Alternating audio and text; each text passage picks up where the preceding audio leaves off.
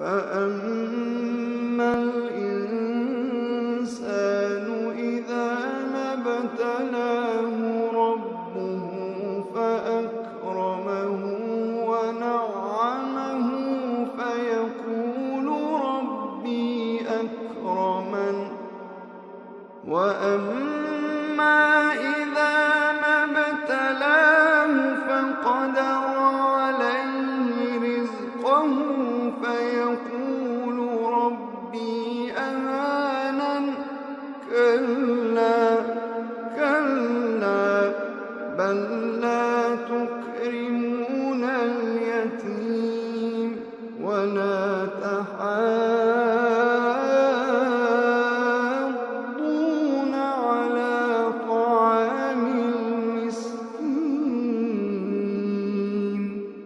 وتأكلون التراث أكلا لما